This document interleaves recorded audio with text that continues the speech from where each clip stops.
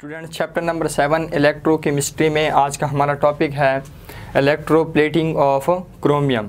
इस टॉपिक में आज हमने डिस्कस करना है कि हम किसी भी मेटल ऑब्जेक्ट के ऊपर क्रोमियम की इलेक्ट्रोप्लेटिंग किस तरह करते हैं और इलेक्ट्रोप्लेटिंग ऑफ क्रोमियम का मतलब क्या है, डिफाइन हमने कैसे करना है, इसका पर्पस क्या है और इसका प्रोसीजर क्या है। ये टॉपिक हमारा रेलेवेंट है इलेक्ट्रोप्लेटिंग का। इलेक्ट्रोप्लेटिंग को हमने डिस्कस किया था, डिफाइन भी किया था, उसके प्रिंसिपल को भी हमने डिस्कस किया, उसका प्रोसीजर भी हमने किया हुआ था। फिर हमने सिल्वर की इलेक्ट्रोप्लेटिंग भी की थी। आज का जो हमारा टॉपिक है ये इलेक्ट्रोप्लेटिंग ऑफ क्रोमियम, बिल्कुल सेम सिल्वर की इलेक्ट्रोप्लेटिंग जैसा है, लेकिन कुछ चीज़ इसमें डिफरेंट आ जाती हैं। उसी चीज़ उनको हम आज डिस्कस करते हैं। सो फर्स्ट ऑफ ऑल हमने डिफाइन कैसे करना है इलेक्ट्रोप्लेटिंग ऑफ क्रोमियम को, deposition of thin layer of chromium on to a metal object. कोई भी मेटल ऑब्जेक्ट है, आपने उसको कोरोजन से प्रिवेंट करना है, उसके ऊपर आप क्रोमियम की थिन लेयर को डिपॉजिट करते हैं। इस प्रोसेस को हम क्या कहते हैं, क्रोमियम कहते हैं। लेकिन हमारे पास वर्ड आ रहा है इलेक्ट्रोप्लेटिंग, और ये जो डिपोजिशन हम करेंगे ये हम किसकी मदद से करेंगे, by means of electricity. Electroplating के बारे में हमारी ऑलरेडी बात हो चुकी है। टू वर्ड्स का कम्बिनेशन है electro and plating. Plating means deposition, layer चढ़ाना, and electro means by means of electricity. So chromium की थिन लेयर को डिपॉजिट करना बाय मीन्स ऑफ इलेक्ट्रिसिटी, इसको हम क्या कहते हैं, electroplating of chromium. So first of all ये हमारा पहला पॉइंट जो है ये डेफिनेशन का है। सेकेंड पॉइंट जो हमारा है पर्पस, इसका मकसद क्या है, क्रोमियम की इलेक्ट्रोप्लेटिंग हम करते क्यों हैं। सो बेसिक जो हमारा मकसद होता है इलेक्ट्रोप्लेटिंग का, किसी भी ऑब्जेक्ट को आप किसी भी मेटल के ऊपर किसी भी मेटल को आप दूसरे मेटल के ऊपर आप इलेक्ट्रोप्लेटिंग करते हैं, आपका मकसद क्या होता है, बेसिक मकसद हमारा एक ही होता है, प्रिवेंट कोरोजन। कोरोजन को आपने प्रिवेंट करना होता है, ये हमारा बेसिक मकसद होता है। क्रोमियम की इलेक्ट्रोप्लेटिंग का हमारे पास जो सेकेंड मकसद है डेकोरेशन। जब हम क्रोमियम की इलेक्ट्रोप्लेटिंग करते हैं किसी भी मेटल के ऊपर, तो पहला मकसद हम उसको कोरोजन प्रिवेंट करते होते हैं। सेकंड हमारे पास ये जब हम क्रोमियम की थिन लेयर इलेक्ट्रोप्लेट करते हैं थोड़ी सी डेकोरेशन भी बन जाती है। तीसरा जो हमारे मकसद होता है इंक्रीज सरफेस हार्डनेस। क्रोमियम की इलेक्ट्रोप्लेटिंग के बाद मेटल का जो सरफेस होता है उसकी हार्डनेस इंक्रीज हो जाती है। सो बेसिक हमारे पास इलेक्ट्रोप्लेटिंग ऑफ क्रोमियम के ये तीन बेसिक मकसद हैं। इस मकसद के लिए हम क्या करते हैं, इलेक्ट्रोप्लेटिंग ऑफ क्रोमियम करते हैं। अब हमने इसके प्रोसीजर को देखना है कि प्रोसीजर में हमारे पास ये होता कैसे ये process. So first of all जैसे कि हमने सिल्वर की इलेक्ट्रोप्लेटिंग में डिस्कस किया था कि फर्स्ट ऑफ ऑल आपने क्या काम करना है, एक सेल आपने इस्टेब्लिश करना है। सपोज करें आपके पास ये एक सेल है, ठीक है, और ये हमारे पास इलेक्ट्रोलाइटिक टैंक या एक सेल है। ये सेल जैसे कि हमने बात की थी, ये आपके पास ग्लास का भी बना हो सकता है, या ये आपके पास सीमेंट का भी बना हो सकता है, या फिर आप इसको वुड का भी आपके पास बना हो सकता है। ठीक, फर्स्ट ऑफ ऑल आपने एक सेल को इस्टेब्लिश करना है, एक इलेक्ट्रोलाइटिक टैंक आपने लेना है, वो आपके पास ग्लास, सीमेंट या फिर वुड का बना हो सकता है। ठीक, सेकंड जो हमारे पास बात हुई थी वो क्या हुई थी कि आपने एनोड यूज़ करना है। ठीक है, एनोड, उसके बाद आपके पास कैथोड, ये दोनों इलेक्ट्रोड हैं आपके पास, एनोड पॉजिटिव, कैथोड नेगेटिव। आपके पास पॉजिटिव क्यों, क्योंकि एनोड आपके पास बैटरी के पॉजिटिव टर्मिनल के साथ अटैच है और कैथोड आपके पास बैटरी के नेगेटिव टर्मिनल के साथ अटैच है। यहाँ तक बात क्लियर हो गई। एक इलेक्ट्रोलाइटिक सेल, उसमें आपके पास दो इलेक्ट्रोड्स लगे हुए हैं, एक का नाम एनोड, दूसरे का नाम कैथोड। एनोड बैटरी के पॉजिटिव टर्मिनल के साथ अटैच है, कैथोड बैटरी के नेगेटिव टर्मिनल के साथ अटैच है। इतनी सी बात क्लियर। इसके बाद हमारे पास ये सेल में इलेक्ट्रोलाइट भी होना चाहिए। इलेक्ट्रोलाइट कौन सा होना चाहिए, जिस मेटल को आप डिपॉजिट कर रहे हैं उसी का सॉल्ट आपने एज एन इलेक्ट्रोलाइट यूज़ करना है। बात क्लियर हो गई। अच्छा, अब हम थोड़ा सा इलेक्ट्रोप्लेटिंग के प्रिंसिपल की बात करते हैं। प्रिंसिपल में हमने ये बात की थी कि एनोड उस मेटल का बना होना चाहिए जिसको आप डिपॉजिट करते हैं। सपोज सिल्वर की आप डिपोजिशन करते हैं तो एनोड आपके पास किस चीज़ का बना होना चाहिए, सिल्वर का बना होना चाहिए। ठीक, कैथोड किसका बना होना चाहिए, ये उस ऑब्जेक्ट का बना होना चाहिए जिसके ऊपर आप डिपोजिशन करते हैं। सपोज करें आप आयरन के ऊपर आप सिल्वर की डिपोजिशन करना चाहते हैं, सो कैथोड आपके पास किस चीज़ का बना होना चाहिए, वो आपके पास आयरन का बना होना चाहिए। बात क्लियर हो गई है। ये हमारे पास 2 पॉइंट्स यहाँ पे क्लियर हो गए। हमारे पास इलेक्ट्रोप्लेटिंग की प्रिंसिपल थी। यहाँ पे हमारे पास जो कैथोड है ये तो हमारे पास ठीक हो गया कि कैथोड उस ऑब्जेक्ट का बना हुआ है जिसके ऊपर हम डिपोजिशन करते हैं। सपोज आयरन ले लें आप या कोई भी स्पून ले लें, मैं यहाँ पे स्पून ले लेता हूँ, ठीक हो गया। ये हमारे पास एक स्पून टाइप है, मैं यहाँ से ऐसी शक्ल ये बना लेता हूँ। लेकिन यहाँ पे हमारे पास एनोड जो है ये हमारे पास एंटीमोनियल लेड का बना हुआ है।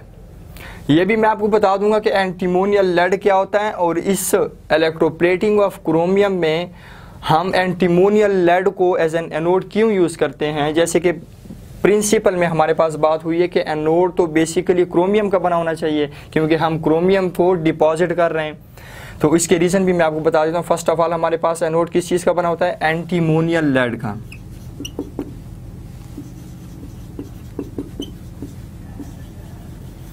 सो फर्स्ट ऑफ ऑल हम बात करते हैं एंटीमोनियल लेड है क्या चीज़। एंटीमोनियल लेड बेसिकली मेटल्स का अलॉय है। अलॉय क्या चीज़ होता है, मैंने बारहा दफ़ा ये बात की है कि अलॉय हमारे पास प्योर मेटल्स को इंडस्ट्री में यूज़ नहीं किया जा सकता। क्यों? क्योंकि वो बहुत ज़्यादा सॉफ्ट होते हैं। अब उनकी सॉफ्टनेस को ख़त्म करने के लिए, उनको हार्ड बनाने के लिए मेटल्स को आपस में मिक्स किया जाता है। मिक्स करने के बाद रिजल्टेंट जो चीज़ बन जाती है उसको हम क्या कहते हैं, अलॉय कहते हैं। बात क्लियर हो गई। सो एंटीमोनियल लेड ये क्या चीज़ है हमारे पास, ये बेसिकली एक अलॉय है। लेकिन अलॉय किस चीज़ का है ये, इसमें मुख्तलिफ़ किस्म के मेटल्स जो हैं वो कंबाइन हुए हैं।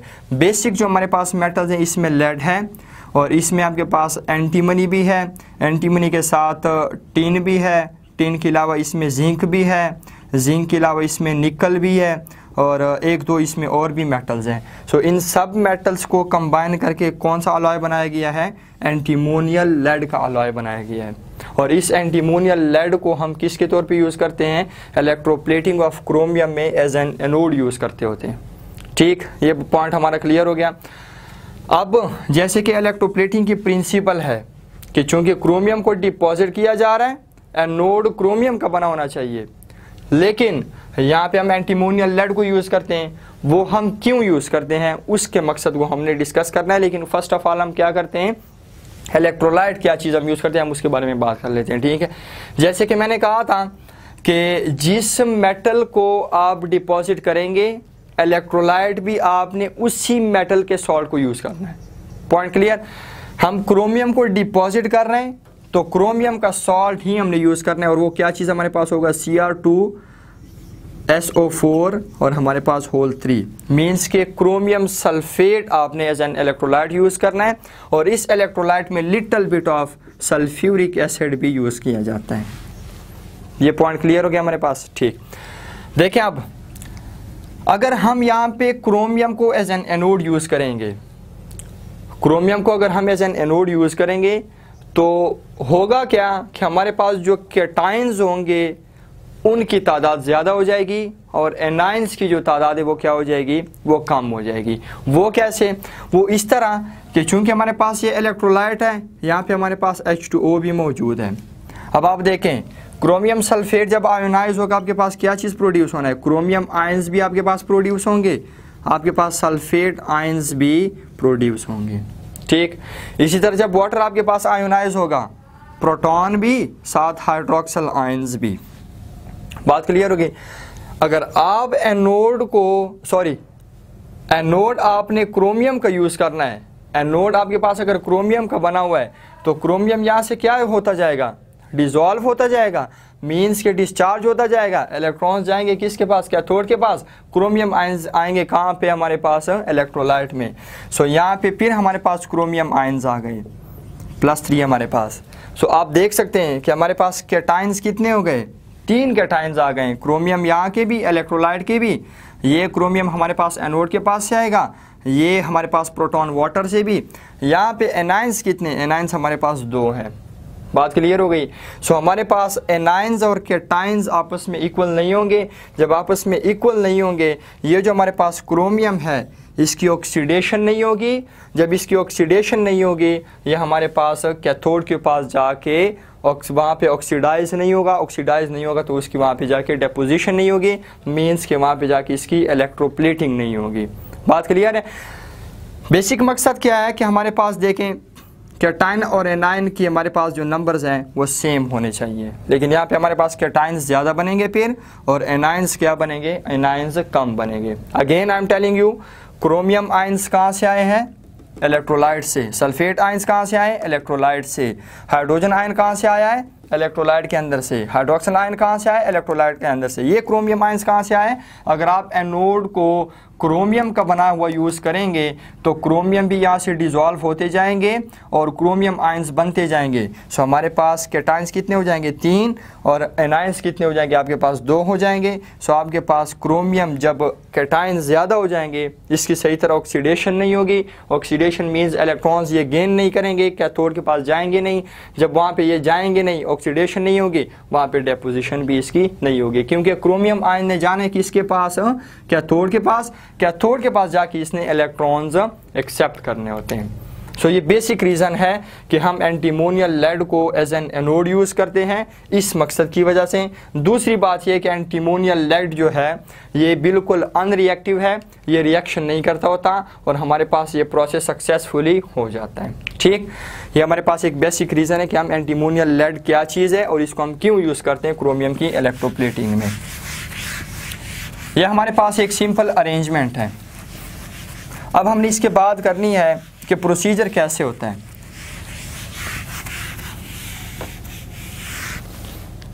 जैसे कि हमने पहले भी डिस्कस किया होता कि हमारे पास क्रोमियम सल्फेट जो है ये आयोनाइज जब हो जाएगा Cr2SO4 आपके पास होल 3, जब ये आपके पास आयोनाइज हो जाएगा ये क्या चीज़ बन जाएगी, हमारे पास क्रोमियम आयंस बन जाएंगे, साथ आपके पास सल्फेट आयंस भी बन जाएंगे। लेकिन साथ आपके पास और भी H2O ने भी आयोनाइज होना है। जब आपके पास H2O आयोनाइज होगा आपके पास क्या चीज़ बन जाएंगे, देखें हमारे पास अगर 4H2O के मॉलिक्यूल्स हैं तो इससे क्या चीज़ बनेंगे, 4 हाइड्रोक्सिल आयंस बनेंगे, साथ आपके पास 4 प्रोटॉन बनेंगे या 4 हाइड्रोजन आयंस भी बनेंगे। बात क्लियर हो गई। ये इलेक्ट्रिसिटी सप्लाई करने के बाद आपके पास क्रोमियम सल्फेट और H2O मॉलिक्यूल जो कि एज एन इलेक्ट्रोलाइट यहाँ पे यूज़ हो रहे हैं, दोनों क्या हो जाएंगे, आयोनाइज हो जाएंगे।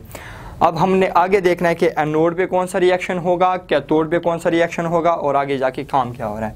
ठीक, यहाँ पे मैं लिख देता हूँ हमारे पास एनोड और कैथोड के पास जाके रिएक्शन क्या होना है। एनोड पे हमारे पास फर्स्ट ऑफ ऑल क्या चीज़ होगी, हाँ मैं यहाँ पे लिख देता हूँ एनोड। हमारे पास जो 4 हाइड्रोक्सिल आयंस हैं ये वाले, ये 4 हाइड्रोक्सिल आयंस हमारे पास कहाँ पे जाएंगे, एनोड के पास जाएंगे, क्योंकि एनोड पॉजिटिवली चार्ज है, हाइड्रोक्सिल आयंस क्या चीज़ हैं, नेगेटिवली चार्ज हैं। सो 4 हाइड्रोक्सिल आयंस से हमारे पास क्या चीज़ बन जाएंगे, H2O के 2 मॉलिक्यूल्स बन जाएंगे, साथ आपके पास ऑक्सीजन का 1 मॉलिक्यूल और 4 इलेक्ट्रॉन्स यहाँ से क्या हो जाएंगे, लूज़ हो जाएंगे। सो एनोड के ऊपर कौन सा प्रोसेस हो रहा है, ऑक्सीडेशन। क्यों, क्योंकि यहाँ पे इलेक्ट्रॉन की लूजिंग हो रही है और इलेक्ट्रॉन की लूजिंग या डोनेशन को हम क्या कहते हैं, ऑक्सीडेशन कहते हैं। पहले हम इसको थोड़ा सा समझ लेते हैं कि ये 4 हाइड्रोक्सिल आयन से ये चीज़ें बनी कैसी है। देखिए आपके पास 4 हाइड्रोक्सिल आयंस हैं, मैं यहाँ पे लिख देता हूँ 4 हाइड्रोक्सिल आयंस, ये हमारे पास दूसरा हाइड्रोक्सिल आयन, ये हमारे पास तीसरा हाइड्रोक्सिल आयन एंड ये नंबर 4 हाइड्रोक्सिल आयन। ठीक, इस हाइड्रोक्सिल आयन में ये जो ऑक्सीजन OH है हमारे पास, ये नेगेटिव चार्ज ऑक्सीजन के ऊपर है। ऑक्सीजन के आउटर मोस्ट शेल में 6 इलेक्ट्रॉन्स हैं, ठीक हो गया, और ये एक्स्ट्रा 1 इलेक्ट्रॉन इसने हाइड्रोजन से लिया हुआ है, क्योंकि जब देखें हमारे पास ये H2O मॉलिक्यूल है ना, यहाँ से जब ये आयोनाइज होते हैं, ये जो ऑक्सीजन और हाइड्रोजन का बॉन्ड होता है ये इलेक्ट्रॉन पेयर है। अब जब ये आयोनाइज होंगे ऑक्सीजन क्या कर लेगा, अपना इलेक्ट्रॉन तो ले आएगा, साथ हाइड्रोजन का भी अपने साथ ये लेके आ जाएगा, जिसकी वजह से ऑक्सीजन के ऊपर नेगेटिव चार्ज आ जाएगा और हाइड्रोजन पॉजिटिव में निकल जाएगा। अब इसमें क्या होगा कि या ऑक्सीजन के पास एक एक्स्ट्रा इलेक्ट्रॉन जो मौजूद है, ये एक एक्स्ट्रा इलेक्ट्रॉन ऑक्सीजन क्या करेगा, रिलीज कर देगा, लूज कर देगा। ठीक, ये वाला भी अपना एक एक्स्ट्रा इलेक्ट्रॉन क्या करेगा, लूज करेगा, ये वाला भी लूज करेगा, ये वाला भी लूज करेगा। 4 हाइड्रोक्सिल आयंस हैं, चारों के चारों अपने एक्स्ट्रा इलेक्ट्रॉन जो कि हाइड्रोजन से इन्होंने लिए हुए वो क्या करेंगे, लूज करेंगे। सो रिजल्ट में कितने इलेक्ट्रॉन्स निकल जाएंगे आपके पास, 4 इलेक्ट्रॉन्स आपके पास निकल जाएंगे। ठीक हो गया, ये तो बात हमारे पास हो गई है। सेकेंड बात हमारे पास, अब देखें ऑक्सीजन के आउटर मोस्ट शेल में 6 इलेक्ट्रॉन्स हैं, 1 इलेक्ट्रॉन इसके पास, ये 2 लोन पेयर आ गए इसके पास, और 1 इलेक्ट्रॉन, ये 1 इलेक्ट्रॉन कहाँ से आया हुआ है, जो कि हाइड्रोजन के साथ शेयर किया था उसने, और जब आयोनाइजेशन हो रही थी ये इलेक्ट्रॉन पेयर ऑक्सीजन ने पूरा लिया हुआ था, जिसकी वजह से इसके ऊपर कौन सा चार्ज आया था, जिसकी वजह से इसके ऊपर नेगेटिव चार्ज आया था। लेकिन ऑक्सीजन ने अगेन वो हाइड्रोजन का लिया हुआ इलेक्ट्रॉन वापस कर दिया, तो नेगेटिव चार्ज इसके ऊपर से क्या हो गया, ख़त्म हो गया। बात क्लियर हो गई। यहाँ से भी क्या हो गया, यहाँ से भी हमारे पास ऑक्सीजन के ऊपर लोन पेयर और एक अनपेयर वापस आ गया। इसके पास भी वही काम हो रहा है, 2 लोन पेयर और एक अनपेयर वापस आ गए। ठीक है, अब यहाँ से एक हाइड्रोजन निकल जाएगा, हाइड्रोजन ऑक्सीजन का बॉन्ड ब्रेक हो जाएगा, इसका अपना इलेक्ट्रॉन वापस आ जाएगा। हाइड्रोजन के पास जो अपना इलेक्ट्रॉन है वो किसके पास चला जाएगा, इसके पास चला जाएगा, और अगेन आपके पास एक वाटर का मॉलिक्यूल बना लेगा। ठीक, इसका भी हमारे पास यही काम हो जाएगा। ये जो बॉन्ड है ये ब्रेक हो जाएगा, ऑक्सीजन अपना इलेक्ट्रॉन ले लेगा, हाइड्रोजन अपना इलेक्ट्रॉन ले लेगा, तो ऑक्सीजन के पास अगेन क्या चीज़ आ जाएगी, अपना इलेक्ट्रॉन वापस आ जाएगा, और हाइड्रोजन जो जाएगा वो क्या हो जाएगा, दूसरे हाइड्रोक्सिल के साथ कंबाइन होके H2O का दूसरा मॉलिक्यूल बना लेगा। सो आप देख सकते हैं कि H2O के कितने मॉलिक्यूल बन गए, हमारे पास 2 मॉलिक्यूल्स बन गए। पीछे क्या रह गए, ऑक्सीजन 2 रह गए। ये जो दोनों ऑक्सीजन है ये अपने अनपेयर इलेक्ट्रॉन्स को आपस में कंबाइन करके क्या चीज़ बना लेंगे, O2 मॉलिक्यूल बना लेंगे, ऑक्सीजन गैस बना लेंगे, जो कि वेस्ट हो जाएगी, एटमॉस्फेयर में रिलीज हो जाएगी। सो स्टूडेंट्स, ये सारा एनोड के ऊपर ये हमारे पास ऑक्सीडेशन रिएक्शंस हो रहा है। सेकंड आप देखें, सेकंड कैथोड पे क्या रिएक्शन होता है उसको आपने देखना है। कैथोड पे हमारे पास क्रोमियम आयंस जो है, जो कि ये हम स्पून के ऊपर क्या कर रहे हैं, क्रोमियम एटम्स की या क्रोमियम की हम क्या करते हैं, इलेक्ट्रोप्लेटिंग करते होते हैं। कैथोड पे देखिए हमारे पास रिएक्शन कौन सा हो रहा है। हमारे पास जो क्रोमियम आयंस हैं Cr+3, ये कैथोड के पास जाके 3 इलेक्ट्रॉन्स को एक्सेप्ट करेंगे और क्या चीज़ बन जाएंगे, ये क्रोमियम एटम्स में कन्वर्ट हो जाएंगे। सो गेनिंग ऑफ इलेक्ट्रॉन क्या चीज़ है, रिडक्शन का प्रोसेस है, और क्रोमियम कैथोड के पास जाके इलेक्ट्रॉन गेन करके क्रोमियम एटम्स बन जाएंगे, और क्रोमियम की यहाँ पे क्या होती जाएगी, डेपोजिशन होती जाएगी। बाद में हम इस कैथोड को या इस स्पून को पुल करके इसको क्लीन कर लेंगे, और आपके पास इसके ऊपर क्रोमियम की इलेक्ट्रोप्लेटिंग हो जाएगी। लेकिन यहाँ पे मैं आपको एक पॉइंट और बता दूँ कि इस स्पून के ऊपर क्रोमियम की इलेक्ट्रोप्लेटिंग करने से पहले हम क्या कर लेते हैं, इस स्पून के ऊपर हम कॉपर या फिर निकल की इलेक्ट्रोप्लेटिंग करते होते हैं। उसकी रीज़न क्या है, उसकी रीज़न ये है कि क्रोमियम जो है वो इसके साथ डायरेक्टली एडहेयर नहीं होता। बात समझ रहे हैं, क्रोमियम स्पून के साथ डायरेक्टली एडहेयर नहीं होता, किसी मेटल के साथ डायरेक्टली उसके ऊपर चिपकता नहीं है। ठीक हो गया। सो एक मकसद ये है कि इसके ऊपर हम क्रोमियम की इलेक्ट्रोप्लेटिंग करने से पहले निकल या कॉपर की इलेक्ट्रोप्लेटिंग क्यों करते हैं। एक मकसद ये हो गया कि क्रोमियम डायरेक्टली मेटल के साथ एडहेयर नहीं होता। दूसरा मकसद ये है कि अगर आप किसी तरीके से क्रोमियम को मेटल के ऊपर एडहेयर कर भी लेते हैं, उसके साथ किसी भी तरीके से चिपका लेते हैं, फिर भी आपके पास ये जो क्रोमियम है इसमें से मॉइस्चर पास हो जाती है। तो क्रोमियम में जब मॉइस्चर पास होगी मेटल तक मॉइस्चर पहुंच जाएगी। जब मेटल तक मॉइस्चर पहुंच गई है तो कोरोजन की बेसिक कंडीशंस क्या है, एक मॉइस्चर और एक वाटर वेपर्स, मॉइस्चर है और आपके पास ऑक्सीजन वाटर वेपर्स, ये अगेन उसको मिल जाएंगे मेटल को और उसकी फिर से कोरोजन स्टार्ट हो जाएगी। सो इन दोनों चीज़ों को प्रिवेंट करने के लिए कि क्रोमियम सही तरह चिपक जाए और ये मॉइस्चर क्रोमियम में से पास होती है लेकिन निकल या कॉपर में से पास नहीं होती। सो क्रोमियम की इलेक्ट्रोप्लेटिंग करने से पहले फर्स्ट ऑफ ऑल हम क्या कर लेते हैं, मेटल के ऊपर निकल या फिर कॉपर की इलेक्ट्रोप्लेटिंग कर लेते हैं, उसके बाद हम इसके ऊपर क्रोमियम की इलेक्ट्रोप्लेटिंग करते हैं। So students, it's all about electroplating of chromium define करना है। सेकेंड नंबर पर आपने क्या चीज़ बतानी है, पर्पस बताना है। तीसरे नंबर पर आपने अरेंजमेंट या स्ट्रक्चर ऑफ सेल बताना है और आपके पास अरेंजमेंट में एंटीमोनियल लेड, पहले आपने ये बात करनी है कि एंटीमोनियल लेड क्या होता है, फिर आपने ये भी बात करनी है कि हम बेसिक प्रिंसिपल तो इलेक्ट्रोप्लेटिंग का ये है कि उस प्रिंसिपल के अकॉर्डिंग एनोड तो क्रोमियम का बना होना चाहिए क्योंकि क्रोमियम को हम डिपॉजिट कर रहे हैं, लेकिन यहाँ पे एंटीमोनियल लेड यूज़ हो रहा है। तो आपने ये रीज़न भी बताना है कि क्यों यहाँ पे एंटीमोनियल लेड यूज़ हो रहा है, जैसे मैंने आपको रीजंस बता दिए, 2 रीजंस, ठीक है। उसके बाद आपने सारा प्रोसीजर बताना है कि प्रोसीजर में हमारे पास कौन से आयंस बनते हैं, एनोड पे कौन सा रिएक्शन होता है, कैथोड पे कौन सा रिएक्शन होता है। लास्ट पॉइंट आपने ये बताना है कि किसी भी मेटल के ऊपर क्रोमियम की इलेक्ट्रोप्लेटिंग करने से पहले हम उसके ऊपर कॉपर या फिर निकल की इलेक्ट्रोप्लेटिंग करते हैं बताने और फिर आपने इसके रीज़न भी बताने कि क्रोमियम से पहले कॉपर या निकल की इलेक्ट्रोप्लेटिंग क्यों की जाती है। बात क्लियर हो गई है। क्रोमियम की इलेक्ट्रोप्लेटिंग में आपको बता देता हूं कि मोटरसाइकिल के जो साइलेंसर्स वगैरह होते हैं, जो शाइनी आपको सरफेस नज़र आते हैं, उसके ऊपर ये क्रोमियम की इलेक्ट्रोप्लेटिंग हुई होती है। स्टूडेंट्स, लास्ट में आपको एक टॉप पॉइंट बता देता हूँ कि हमारे पास जो क्रोमियम सल्फेट है और H2O मॉलिक्यूल्स हैं, ये आयोनाइज होते हैं, क्या चीज़ बनाते हैं, क्रोमियम आयंस बनते हैं, सल्फेट आयंस बनते हैं। और वाटर की आयोनाइजेशन से आपके पास क्या चीज़ आ जाते हैं, हाइड्रोक्सिल आयंस आ जाते हैं, साथ आपके पास हाइड्रोजन आयन आते हैं या फिर प्रोटॉन्स आते हैं। यहाँ पे हमारे पास एक क्वेश्चन जो पैदा होता है, वो क्वेश्चन हमारा ये है कि हमने कहा था कि एनोड पे हमारे पास कौन सा रिएक्शन होगा, ऑक्सीडेशन रिएक्शन होगा। यहाँ पे हमारे पास एनाइंस कितने, एनाइंस हमारे पास दो किस्म के, एक हमारे पास सल्फेट हैं और एक हमारे पास क्या चीज़ है, हाइड्रोक्सिल आयंस हैं। बात क्लियर हो गई। सो ये दोनों एनाइंस हैं, एनोड के ऊपर चूंकि पॉजिटिव चार्ज है, सो अट्रैक्ट तो दोनों ही होंगे। हाइड्रोक्सिल आयन भी एनोड की तरफ अट्रैक्ट होगा, सल्फेट आयन भी एनोड की तरफ अट्रैक्ट होगा, लेकिन जाएगा कौन, जाएगा हमारे पास हाइड्रोक्सिल आयन जाएगा। इसकी रीज़न क्या है, इसकी रीज़न ये है कि रिएक्टिविटी सीरीज़ में हाइड्रोक्सिल आयन सल्फेट आयन के नीचे मौजूद होता है। या मैं अगर आपको आसान अल्फाज में बात बता दूं तो हाइड्रोक्सिल आयन जो है हमारे पास, इसकी रिएक्टिविटी सल्फेट आयन से कम होती है। जब इसकी रिएक्टिविटी सल्फेट आयन से कम है, हाइड्रोक्सिल आयन इजीली डिस्चार्ज होगा। इजीली डिस्चार्ज का मतलब क्या है, कॉमन सेंस की बात है। अगर हाइड्रोक्सिल आयन की रिएक्टिविटी कम है तो एनोड के पास जाके ये क्या काम करेगा, इलेक्ट्रॉन को इजीली डोनेट करेगा। जैसे कि हमने बात की थी कि 4 हाइड्रोक्सिल आयन जो है ये क्या चीज़ करेंगे, H2O के 2 मॉलिक्यूल्स बना लेंगे अगेन, 7 ऑक्सीजन मॉलिक्यूल और साथ आपके पास 4 इलेक्ट्रॉन्स।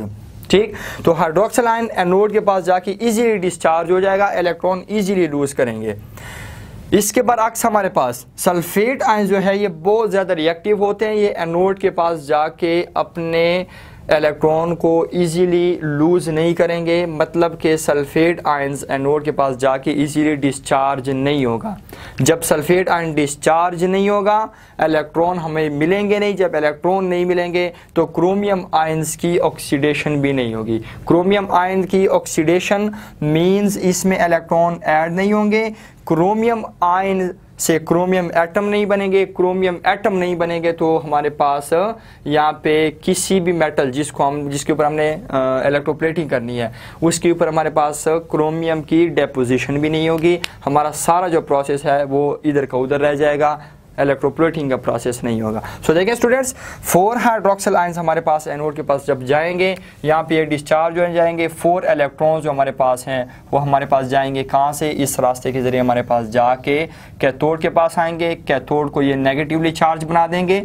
ये नेगेटिवली चार्ज जब बना देते हैं, क्रोमियम हमारे पास किसके पास आ जाएंगे, कैथोड के पास आके यहाँ से इलेक्ट्रॉन को एक्सेप्ट करके ऑक्सीडाइज होके क्रोमियम एटम्स बन जाएंगे। क्रोमियम एटम बन के हमारे पास ये जो स्पून है या व्हाटएवर जिस मेटल के ऊपर आपने डिपोजिशन करनी है क्रोमियम की, ये क्रोमियम उसके ऊपर डिपॉजिट होते जाएंगे। बाद में इस कैथोड को पुल करके इसको क्लीन किया जाता है और इलेक्ट्रोप्लेटिंग का प्रोसेस हमारे पास कंप्लीट हो जाता है।